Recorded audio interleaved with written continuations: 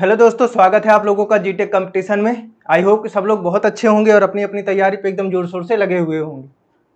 तो हम लोगों ने अपना लास्ट टॉपिक जो देखा था वो था परिवहन मतलब ट्रांसपोर्ट का सेकंड चैप्टर पार्ट हमने कवर कर लिया था, जिसमें हमने जितने ट्रांसपोर्ट होते हैं भारत में सारे टॉपिक्स को एक एक करके डिटेल वाइज कवर कर लिया था। आज उसके आगे का टॉपिक देखते हैं जो है हमारा ट्राइब्स ऑफ इंडिया। इसके बारे में थोड़ा जानकारी लेंगे, क्या है ये क्या नहीं है। क्या है हमारा टॉपिक? भारत की जनजाति।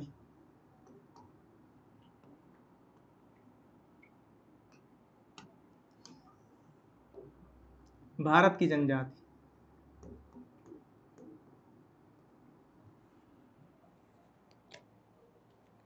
भारत की जनजाति।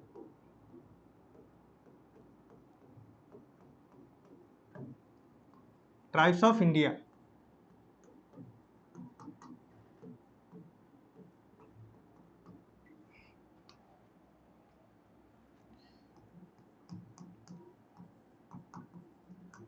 ट्राइब्स ऑफ इंडिया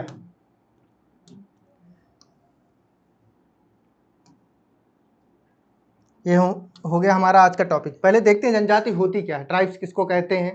भारत में लगभग 550 या 600 के से अधिक जनजातियां पाई जाती हैं, जो जिनकी अलग अलग सभ्यता, अलग समाज है, अलग भाषा है, अलग रीति रिवाज है, अलग पहनावा है, हर चीज इनका अलग अलग होता है। तो पहले देख लेते हैं ट्राइब्स क्या होती है।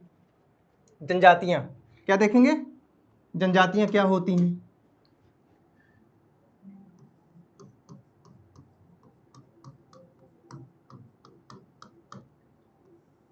जनजातियां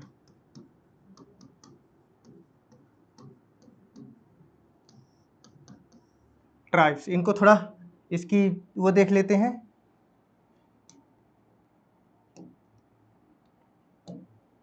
परिभाषा के तौर पर अगर देखें तो मतलब ऐसे लोगों का समूह जो एक साथ रहते हैं, एक समाज, एक भाषा, एक संस्कृति या एक इतिहास साथ में साझा करते हैं।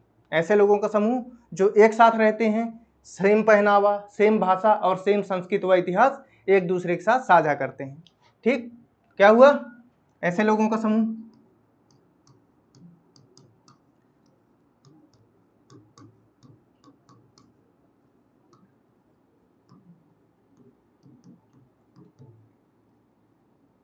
ऐसे लोगों का समूह जो एक साथ रहते हैं,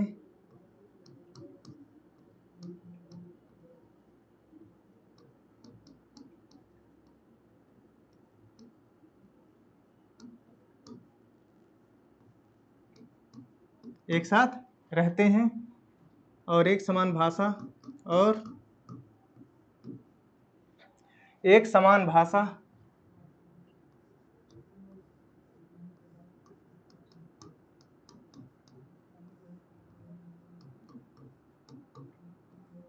एक समान भाषा, संस्कृति, संस्कृति वाली लैंग्वेज वाली संस्कृति नहीं, मतलब भाषा नहीं, यह इतिहास साझा करते हैं।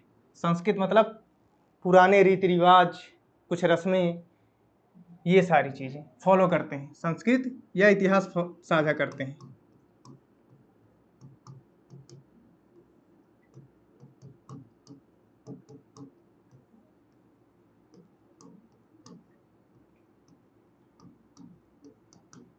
ठीक है, तो ये हमारी परिभाषा हो गई जो जनजातियों के आधार पर एक डिस्कस की गई है। क्या है? ऐसे लोगों का समूह जो एक साथ रहते हैं और एक समान भाषा, संस्कृति या इतिहास एक दूसरे से साझा करते हैं। इनका समाज ही अलग होगा, जहाँ पे रहेंगे थोड़ा इकट्ठे रहेंगे। तो ये हो गई हमारी परिभाषा। अब इसके बाद देखते हैं, इसके पॉइंट्स कुछ देख लेते हैं। भारत में लगभग कितनी जनजातियां पाई जाती हैं? भारत में लगभग 550 जनजातियां पाई जाती हैं। ठीक है, भारत में लगभग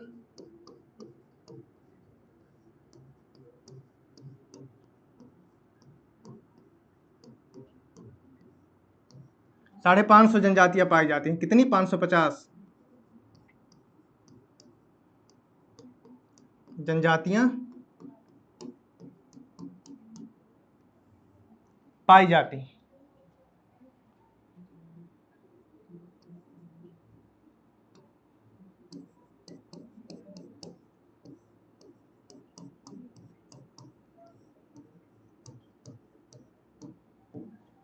ये तो सारी जनजातियां हो गई, जिनमें मतलब 550 जनजातियां सब लोग सब इकट्ठे में सबको मुख्य रूप से देखा जा सकता है। 550 जनजातियां पाई जाती हैं। इनमें क्या है, अनुसूचित जाति जो होती है,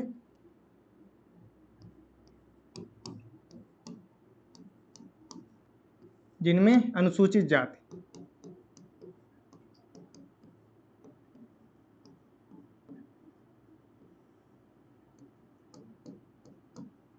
यानी कि एससी,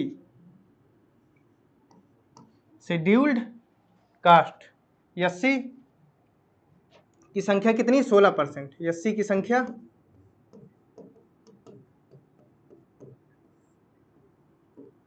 16%। तथा अनुसूचित जनजाति की जनसंख्या मतलब संख्या कितनी है, तथा अनुसूचित जनजाति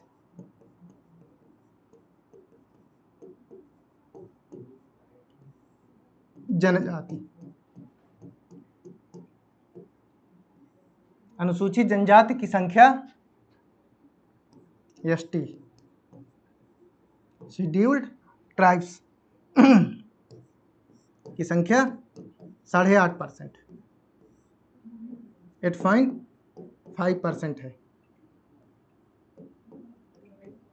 550 जनजातियां पाई जाती हैं, जिनमें एससी शेड्यूल्ड कास्ट की जनसंख्या कितनी है, 16% है, तथा अनुसूचित जनजाति एसटी की जनसंख्या कितनी है, 8.5% है। ठीक है, अब इसके आगे देखते हैं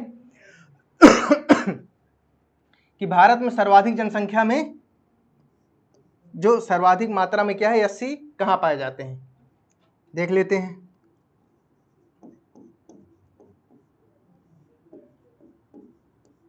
भारत में सर्वाधिक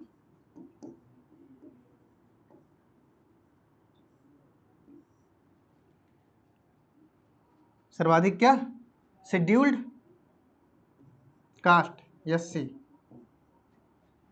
इसकी इंग्लिश क्या होगी, शेड्यूल्ड कास्ट।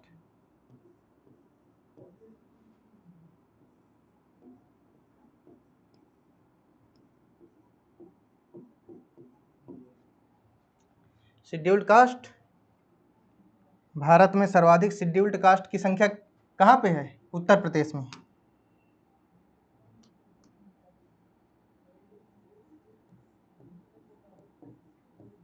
उत्तर प्रदेश में है।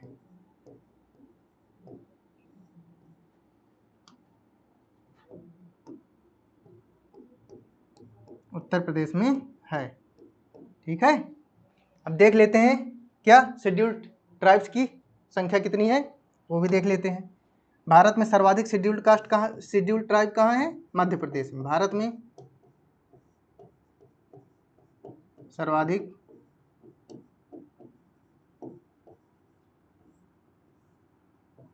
एसटी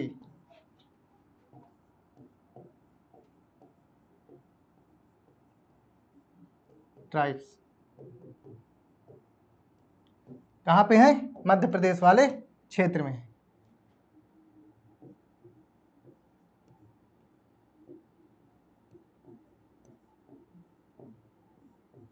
मध्य प्रदेश में है।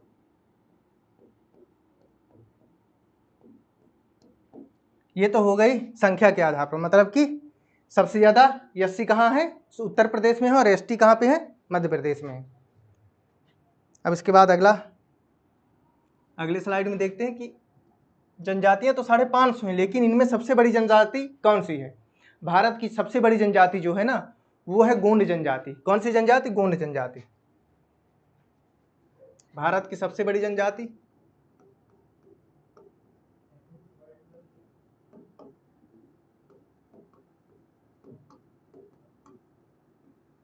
सबसे बड़ी जनजाति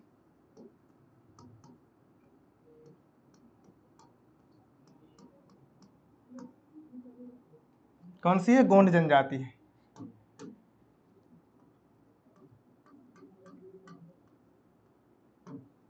समझ गए आप लोग। अब इसके बाद देखते हैं सर सबसे बड़ी तो बता दी, अब सबसे छोटी भी बता दीजिए। तो बिल्कुल बता रहे हैं, सबसे छोटी कौन सी होगी, भारत की सबसे छोटी जनजाति।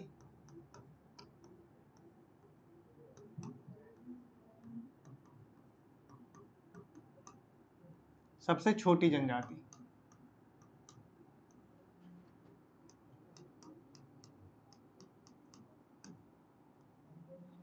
भारत की सबसे छोटी जनजाति जो है ना, वो है टोटो जनजाति।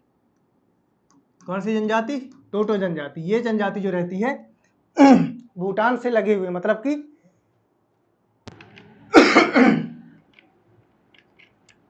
भारत का जो एरिया भूटान से लगा हुआ है, ये जनजाति, मतलब कि कौन सी जनजाति? भारत की सबसे छोटी जनजाति टोटो जनजाति, जो भूटान से लगा हुआ एरिया है आपका, पश्चिम बंगाल का कुछ हो गया, सिक्किम का हो गया, अरुणाचल प्रदेश या असम का हो गया, इनमें से जो कुछ एरियाज हैं उनमें ये बहुत ही छोटी मात्रा में, बहुत ही कम मात्रा में भूटान वाले क्षेत्र में सीमा पे उसके रहते हैं।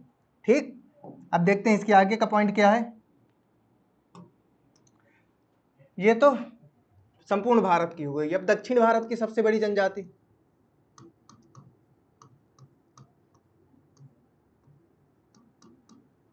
दक्षिण भारत की सबसे बड़ी जनजाति,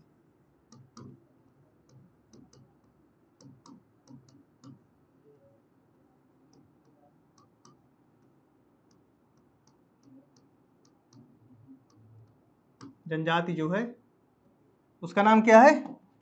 इसका नाम, सबसे छोटी का नाम टोटो है, लेकिन जो दक्षिण भारत की सबसे बड़ी जनजाति है ना, उसका नाम टोडो है। क्या है?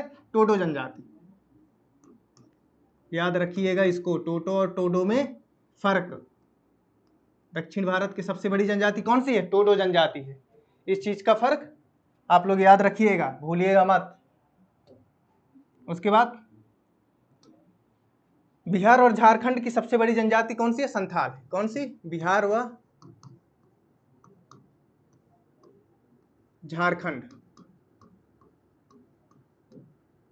की सबसे बड़ी जनजाति संथाल है।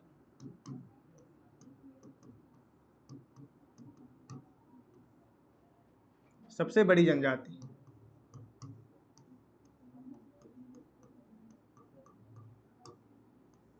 कौन सी है? संथाल जनजाति है। ये जनजाति ना स्वतंत्रता संग्राम के समय विद्रोह की थी। क्यों की थी?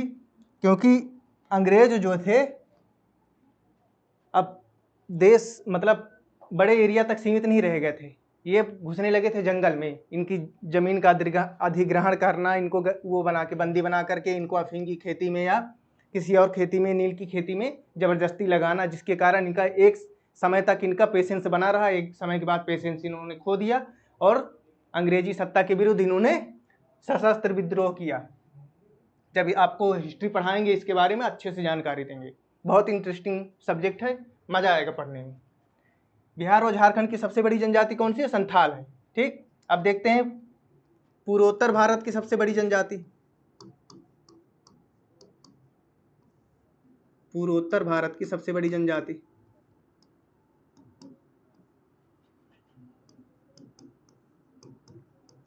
भारत की सबसे बड़ी जनजाति कौन सी है?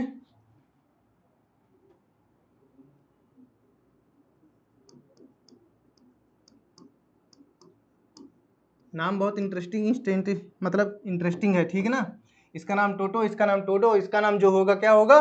वोडो। पूर्वोत्तर भारत की जो सबसे बड़ी जनजाति उसका नाम वोडो है। ठीक है, हाँ। तो इन तीनों पे क्या करिएगा आप लोग? अच्छे से पकड़ बनाइएगा, भूलिएगा मत चीजों को। दक्षिण में टोडो और भारत की सबसे छोटी जनजाति टोटो, और पूर्वोत्तर भारत की सबसे बड़ी जनजाति हो गई आपकी वोडो। और अब देखते हैं भारत की सबसे पुरानी जनजाति कौन सी है? भारत की सबसे पुरानी जनजाति, भारत की सबसे पुरानी जनजाति, उसका नाम क्या है? भील। भील जनजाति जो है ना, सेकेंड नंबर की सबसे बड़ी जनजाति है और भारत की सबसे पुरानी जनजाति है। क्या हो जाएगा? भील। गोंड व भील सबसे बड़ी जनजातियों में, भारत की सबसे बड़ी जनजातियों में गोंड और भील आती हैं। गोंड व भील भारत की सबसे बड़ी जनजातियों में आती हैं, और जो सबसे पुरानी जनजाति है भारत की, वो हो जाएगी आपकी भील जनजाति। ओके सर, अब देखते हैं कुछ प्रमुख बातों के बारे में। कौन से स्टेट में कौन सी जनजाति पाई जाती है, तो उस चीज को देख लेते हैं। राज्य आधारित जनजातियां, राज्य के आधार पर जनजातियां देख लेते हैं कौन कौन सी हैं।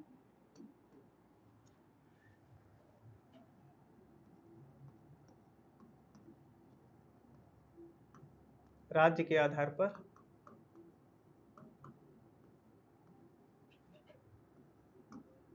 जनजातियां।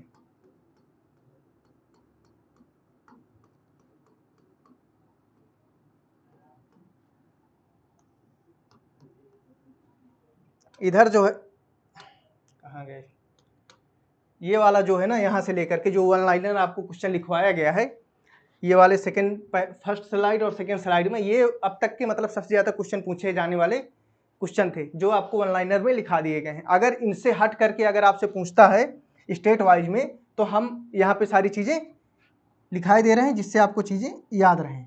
एक बार रिवाइज कर लीजिएगा कौन कौन सी हैं। राज्य व, हाँ, राज्य के आधार पर जनजाति है, इधर राज्य हो जाएगा आपका, इधर हो जाएगा जनजाति।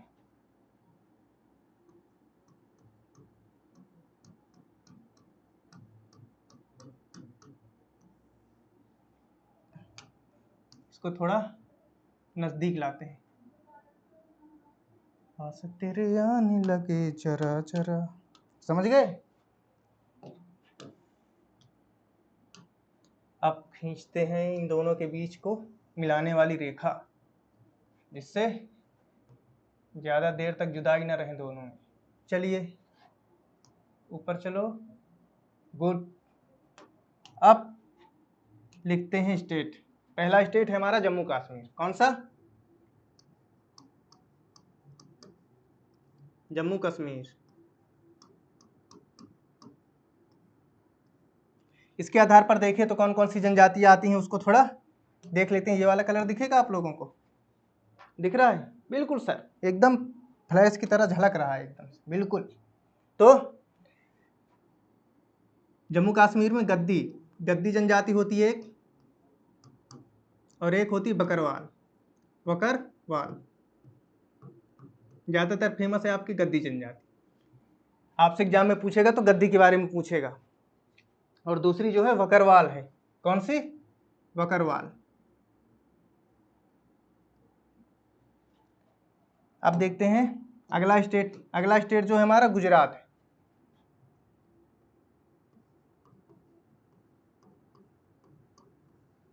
गुजरात में कौन कौन सी जनजातियां पाई जाती हैं ये देख लेते हैं। गुजरात में जो है आपकी पहली जनजाति भील है, फिर है बंजारा। बंजारा के बाद जो है आपका पटेलिया है। पटेल ज़्यादा पाए जाते हैं ना गुजरात में, तो वही जनजाति है पटेलिया। याद रखिएगा, पटेलिया कहाँ की है? गुजरात की है पटेलिया।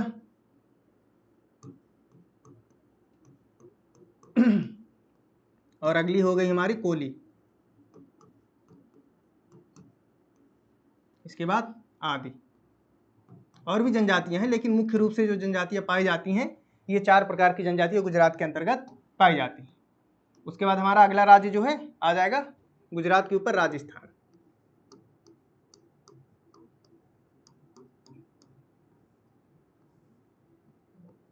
राजस्थान में कौन कौन सी जनजातियां पाई जाती हैं देख लेते हैं। राजस्थान में मीना,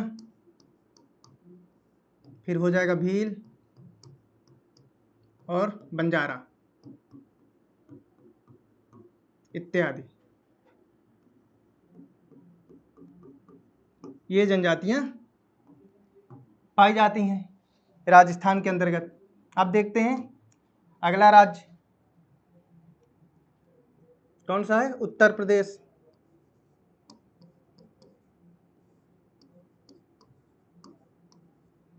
वह उत्तराखंड, क्योंकि उत्तराखंड जो है ना सन 2000 में भारत से उत्तर प्रदेश से अलग हुआ था, इसी वजह से दोनों को सेम देखेंगे। वह उत्तराखंड, उत्तर प्रदेश व उत्तराखंड। इसमें जो जनजाति पाई जाएगी आपकी थारू जनजाति। कौन सी जनजाति? थारू जनजाति। ये जनजाति जो है ना दीपावली को शोक दिवस के रूप में मनाती है। किसके? शोक के रूप में। किसको? दिवाली को शोक के रूप में मनाती है थारू जनजाति। दिवाली को शोक के रूप में मनाती है, सैड डे, शोक के रूप में मनाती है।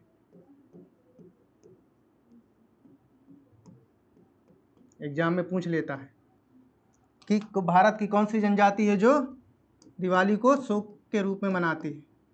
मनाली लिख रहा हूँ भैया, मनाती होगा, बड़ा ही इच्छा है मनाली जाने का, जाएंगे। मनाती है, ठीक। क्या है? थारू जनजाति जो उत्तर प्रदेश और उत्तराखंड में पाई जाती है, ये क्या करती है? दिवाली को शोक के रूप में मनाते हैं। ठीक है सर, इसको थोड़ा याद रखिएगा, भूलिएगा मत। अब है हमारा मध्य प्रदेश, अगला स्टेट मध्य प्रदेश।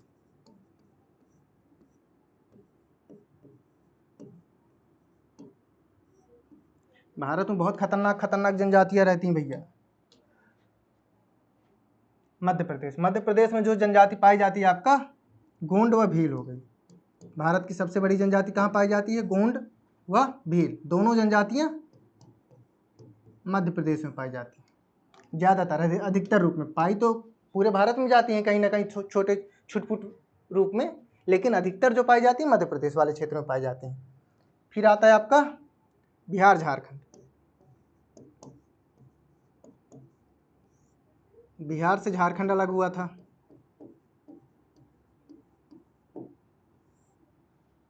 बिहार झारखंड, इसमें क्या है?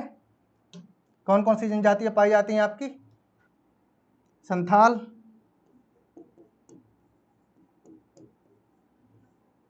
मुंडा, बिरसा मुंडा वाला विद्रोह हो गया, हो विद्रोह।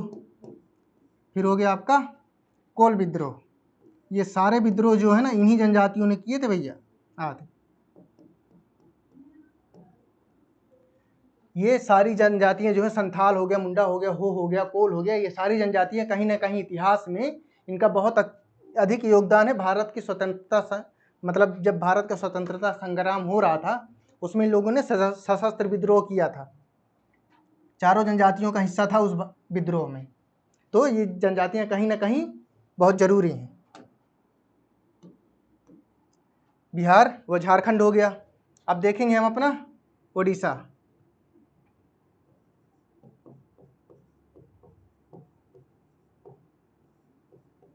उड़ीसा में कौन सी जनजाति पाई जाती है ये देख लेते हैं। खोड़ जनजाति उड़ीसा में पाई जाती है। आज तक इसको पूछा तो नहीं है फिलहाल, लेकिन लिखा दे रहे हैं, शायद कभी पूछ ले, इसके भी दिन वापस आ जाएं। भाई सबके दुख के दिन जाते हैं। उड़ीसा के बाद हमारा आता है एपी, अरुणाचल प्रदेश।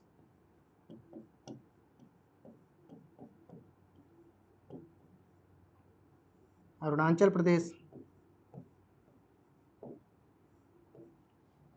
अरुणाचल प्रदेश में कौन कौन सी जनजातियां पाई जाती हैं आपकी? सेम जो पहाड़ियां पाई जाती हैं वही जनजातियां यहाँ पाई जाती हैं, मिसमी व डाफला। आपने पहाड़ियों का नाम याद रखा होगा तो आप इनकी जनजातियों को अच्छे से याद कर सकते हैं। तो इसको करते हैं लाइन और आते हैं अपने नेक्स्ट स्लाइड में। लाइन देख रहे हो कैसे हो गई है, ऊपर का नीचे, नीचे का ऊपर, टेढ़ा मेढ़ा सब खींच गया है। कोई बात नहीं, समझने वाले के लिए इशारा काफ़ी होता है। मेरे बच्चे जो हैं बहुत होशियार हैं, आराम से समझ जाएंगे चीज़ों को।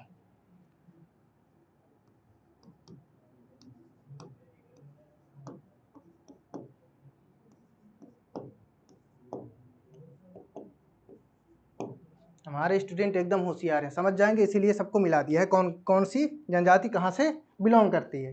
अब आते हैं अगले स्लाइड पे। अगला स्लाइड क्या है? उड़ीसा तक हमने देख लिया था। उड़ीसा के बाद अब हमको देखना है क्या है हमारा असम।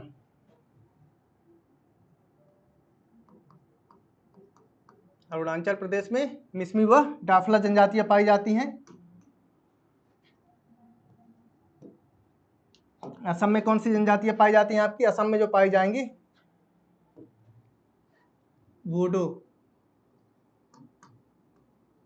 वोडो व मिकिर।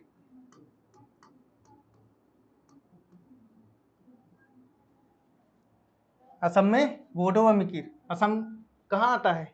सेवन सिस्टर में आता है। सेवन सिस्टर में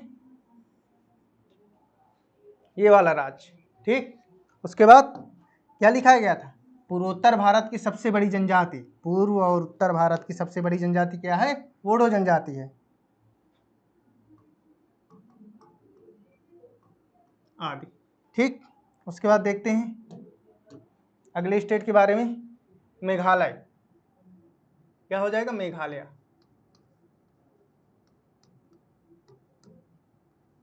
मेघालय में कौन सी जनजाति पाई जाती है? मेघालय में जो आपकी जनजाति पाई जाती है गारो, खासी, जयंतिया, ये तीनों पहाड़ियों के नाम है। सेम इसी के आधार पर जनजातियां भी हैं। कौन सी? गारो, खासी, जयंतिया।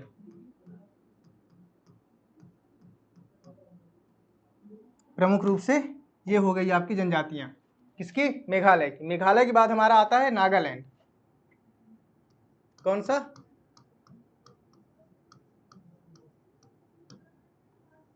नागालैंड। नागालैंड में कौन सी हैं? कौन कौन सी जनजातियां पाई जाती हैं वो देख लेते हैं। कौन सी? अंगामी व नागा जो हैं नागालैंड में पाई जाती। पहला तो हो गया नागा और अंगामी आदि। आदि सब में लगाना है, लेकिन ठीक है जहां याद आ जाता है वहां लगा देते हैं। उसके बाद आता है हमारा मणिपुर।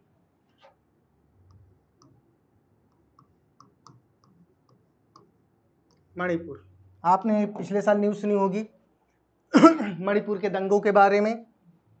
मणिपुर की जो दंगे हुए थे ना, वो दो जनजातियों के बीच के दंगे। कौन कौन से? पहला हो गया मैतेई,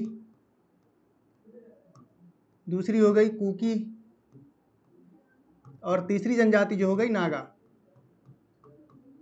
ये तीन जनजातियों के बीच में ऐसा दंगा करते हैं ये लोग, आपस में ही कटे मरे जा रहे हैं ये सारे के सारे। इस वजह से, क्यों? क्योंकि ये है हमारी कुकी जनजाति, और नागा जनजाति किसके अंदर आती है? शेड्यूल्ड ट्राइब के अंतर्गत आती है। मैतेई क्या है? हमारी एससी के अंतर्गत आती है। ठीक, तो एससी के अंतर्गत है। तो मैतेई की मांग है कि मुझे क्या चाहिए? शेड्यूल ट्राइब के अंतर्गत रखिए, क्योंकि 90% जो आपकी मणिपुर का 90% भाग है, कौन सा है? कोई मैदान है, तो जो 100% भाग है, पूरा जो भाग है इसका मणिपुर का, उसमें जो 90% एरिया है क्या है? जंगल है। 90% आपका जंगल है। कहाँ पे? मणिपुर में, जहाँ पे रहती है एसटी कास्ट, मतलब कि ये वाली कास्ट, कुकी और नागा जनजाति। और जो 10% मैदानी भाग है, 10% मैदानी भाग पे पूरी तरह से रहती है मैतेई जनजाति। मैदानी भाग में, मैदानी भाग कितना है? 10%। इस पे पूरा तरीके से अधिकार किसका है? मैतेई का। और जो 90% जंगल वाला एरिया है वो पूरी तरह से किसका है? कुकी व नागा का। ठीक, इसमें समस्या कहाँ आ रही है? इसमें समस्या ये आ रही है कि नियम है कि ये लोग एससी कैटेगरी के लोग जो हैं जंगल वाली ज़मीन नहीं खरीद सकते, और ये चाहते हैं कि मैतेई कहती है कि हमें जो है जंगल वाला एरिया चाहिए। इसी वजह से हमको क्या करिए? शेड्यूल ट्राइब में डालिए, जिसका विरोध कर रही है कुकी और नागा। क्यों विरोध कर रही है? क्योंकि मणिपुर के 60 विधायक जो है ना, 60 सीटें हैं मणिपुर में। 60 सीटों में जो है कम से कम 40 सीटें जो है मैतेई समुदाय की रहती हैं। किसकी? 40 सीटें। 40 सीटें जो हैं मैतेई समुदाय की रहती हैं, और 20 सीटें जो रहती हैं नागा और कुकी की मिला करके रहती हैं। सबसे बड़ी जनजाति है मैतेई जनजाति, वहाँ पे है। 60 सीटों में चुनाव होता है, जिनमें 40 सीटें जो होती है मैतेई जनजाति की होती है, और 20 सीटें नागा और कुकी की होती हैं। तो अब तक का रिकॉर्ड है 12 जो वहाँ के मुख्यमंत्री बने हैं। मणिपुर के 12 मुख्यमंत्रियों में से 10 मुख्यमंत्री जो हैं किस ट्राइब से आते हैं? मतलब मैतेई जनजाति से 10 आते हैं। 10 मुख्यमंत्री मैतेई जनजाति से थे, और 2 मुख्यमंत्री जो थे नागा और कुकी से मिलाकर, अब तक जब से आज़ादी हुई है तब से लेकर अब तक 1949 में शायद 1949 में जो है इसको मिलाया गया था भारत में, मणिपुर को। तो उस आधार पे कहा जाता है, मैतेई कहती है, सरकार के सामने दावा करती है मैतेई जनजाति कि जब 1949 में भारत में मिलाया गया था मणिपुर को, उस टाइम जब भारत हम थे ना, तो हम उस टाइम एसटी कैटेगरी में आते थे, और आपने हमको भारत में मिला करके डाल दिया एससी कैटेगरी में। हम क्या है 90% वाले एरिया पे जा नहीं सकते। भाई तुम पूरा मैदानी भाग लेके रखे हो, तुम्हारा पूरा वो है, मतलब कि सरकार तुम्हारी है, उसकी पुलिस प्रशासन जो है ना सब मैतेई जनजाति का है। जो आपको न्यूज में आप लोगों ने सुना होगा कि मतलब लेडीजों को, महिलाओं को निर्वस्त्र करके सड़क पे दौड़ाया गया था, तो मैतेई जनजाति के मतलब इनकी कुकी और नागा जनजाति की जो महिलाएं थीं, उनको पुलिस ने, खुद पुलिस प्रशासन ने मैतेई जनजाति के सामने फेंका था, उनके लेडीजों को। किसको? कुकी और नागा जनजाति की जो औरतें थी, उनकी औरतों को फेंका था। पुलिस ने खुद ही सौंपा था, पुलिस ने, वहां की पुलिस ने खुद सौंपा था। किसको? मैतेई जनजाति को, जिसका देखें कितना विरोध हुआ है, कितनी बड़ी न्यूज बनी थी। बस यही है, ये सब आपस में लड़े मरे जा रहे हैं, क्योंकि इनको चाहिए एससी से एसटी में जाना है, जिससे इसको लाभ मिल सके। भाई तुमको सब लाभ मिल रहा है, हर चीज़ मिल रहा है, तुम्हारी जनजाति बड़ी है, सब चीज़ है। ट्राइब से भाई जंगल में रहते हैं बेचारे, क्या करें। तुम मैदानी भाग में रहते हो तो वो 90% जंगल में रहते हैं। अब तुम उनके घर में भी घुसना चाहते हो, वो बोल रहे हैं कि अगर इनको एसटी कैटेगरी में डाल देंगे तो ये जंगल में घुसेंगे। अभी हमको मैदान में रह रहे हैं, अभी तो हमको जीने नहीं दे रहे हैं। अब फिर अगर आप इनको जंगल के लिए भी वो कर दोगे तो जंगल में आ जाएंगे, तो फिर हमको भी यहाँ से भागना पड़ेगा। यहाँ से हमको, हमें एक जगह सीमित कर देंगे, घेर के फिर मारेंगे। तो ये पूरा विवाद है कुकी और मैतेई जनजाति का। कहाँ पे? मणिपुर में जो विद्रोह हुआ है उसका। दो जनजातियों के बीच की लड़ाई है, जो मणिपुर में दंगा हुआ था पिछले साल। ठीक है, समझ गए आप लोग। भारत में कब मिला? 1949 में। इसके आधार पर मैतेई जनजाति दावा करती है कि हम जो थे 1949 के पहले जब भारत में मिला था मणिपुर, उस टाइम हम एसटी कैटेगरी में आते थे, लेकिन आप लोगों ने हमको डाल दिया एससी कैटेगरी में। अब हम मैदानी भाग तक सीमित रह गए, हमको जंगल में जाने का अधिकार नहीं है। ये लोग क्या चाहते हैं? जंगल में ज़मीन खरीदें, अच्छा व्यापार करें, बिजनेस बढ़ाएं, जंगलों को काटें। और ये लोग चाहती है कि ये एसटी कैटेगरी में ना, एससी कैटेगरी में रहें। इसीलिए सब आपस में करते मरते रहते। ठीक है, चीज़ें समझ में आ गई। विद्रोह कैसे हुआ था, क्या वजह थी, क्या वजह नहीं थी, ये सारी चीज़ें आपको अच्छे से समझ में आ गई होंगी। अब उसमें सरकार का क्या रोल है, क्या नहीं है, क्या नियम कानून है, वो अपना सरकार जाने। हमारा काम था आपको नॉलेज देना, हमने आपको जानकारी दे दी। ठीक, ये चीज़ समझ गए आप लोग। किसके बारे में? मणिपुर में कौन कौन सी जनजाति है? मैतेई, कुकी और नागा जनजाति पाई जाती है आपकी मणिपुर में। उसके बाद हम आते हैं मिजोरम में। मिजोरम में आपकी है कौन कौन सी जनजाति? मिजो, एक तो नाम से ही आधारित है मिजो जनजाति, और दूसरी है लुसाई जनजाति। पहली हो गई मिजो और दूसरी हो जाएगी लुसाई जनजाति।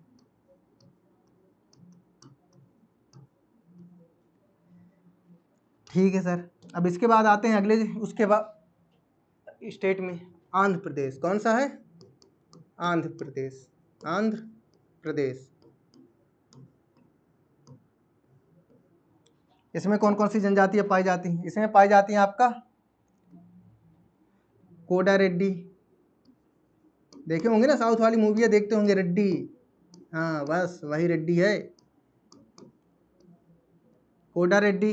दूसरी जनजाति हो गई आपकी वाल्मीकि।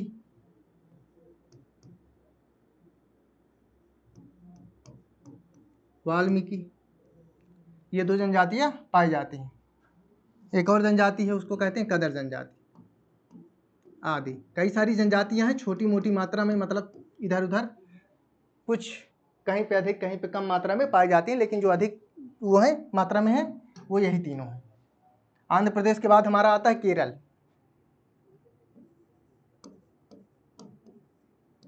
केरल जनजाति, केरल में क्या है? केरल में जो पाया जाता है आपका इरला और मुथुवन। इरला, मुथुवन आदि।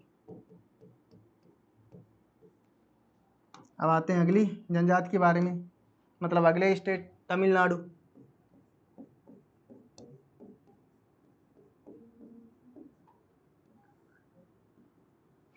तमिलनाडु में कौन कौन सी जनजाति पाई जाती है आपका? टोडा, टोडा जनजाति तमिलनाडु पाई जाती है। टोडा, इरूला, ये सब नहीं पूछा है, लेकिन टोडा याद रखिएगा, टोडा जरूरी है। ये रूला तो शायद है नहीं पूछा आपके एग्जाम में। उसके बाद है हमारा सबसे खतरनाक जनजाति, अंडमान निकोबार में पाई जाती है।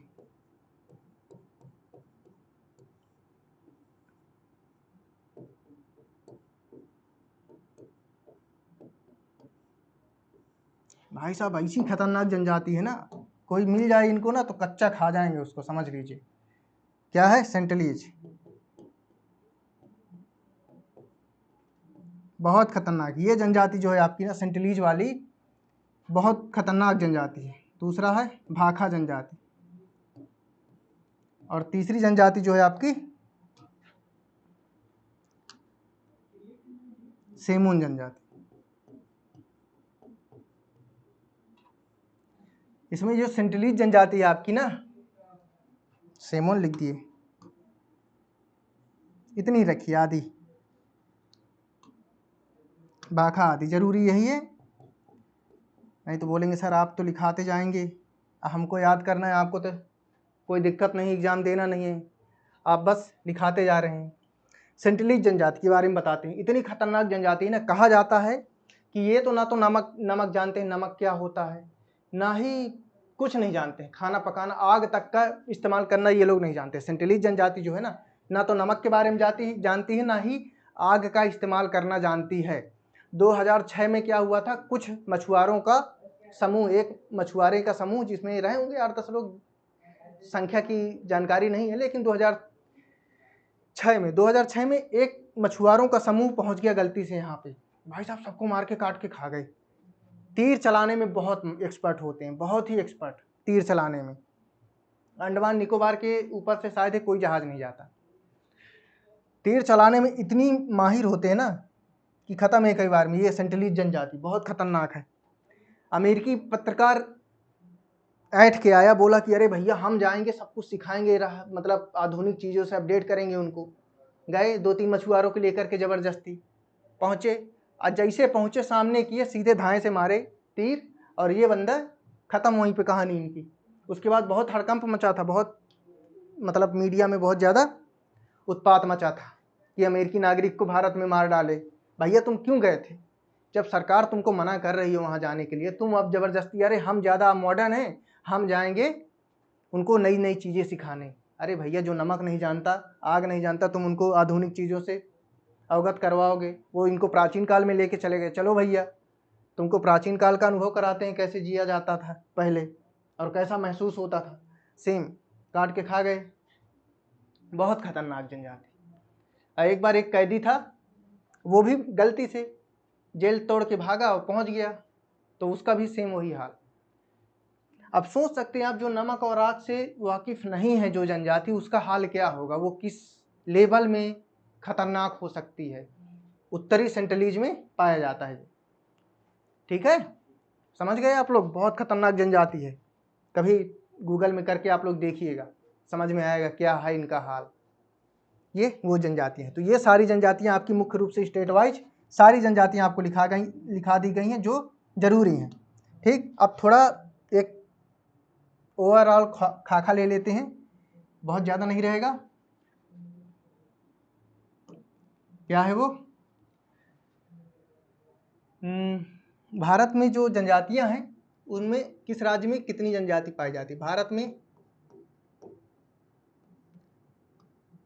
अधिकतम जनजाति वाले राज्य,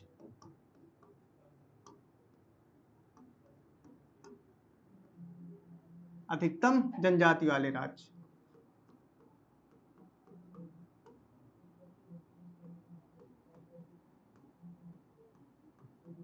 राज्य कौन से हैं? 2-3 राज्य हैं, पूर्वी भारत है, उसको थोड़ा देख लेते हैं कौन कौन से हैं। पहला लाएगा आपका मिजोरम।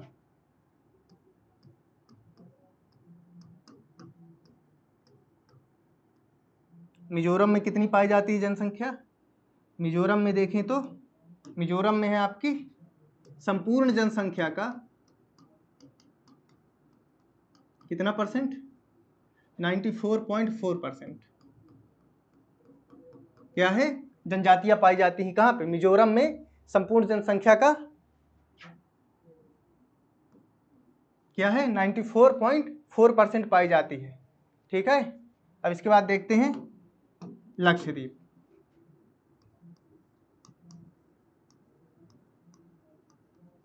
लक्षद्वीप में कितना पाई जाती हैं? 94%। लक्षद्वीप में जो है 94% पाई जाती हैं। उसके बाद मेघालय। मेघालय में आपकी पाई जाती हैं कितनी?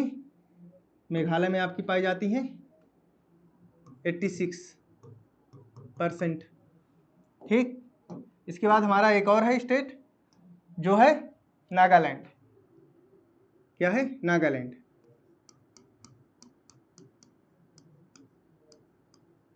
नागालैंड में है आपकी 85%। कितनी? लगभग 85.5%। ये कुछ राज्य हैं मुख्य रूप से जो जहाँ पे जनजातियों की संख्या अधिक है, जहाँ पे क्या है, जनजातियों की संख्या अधिक पाई जाती है।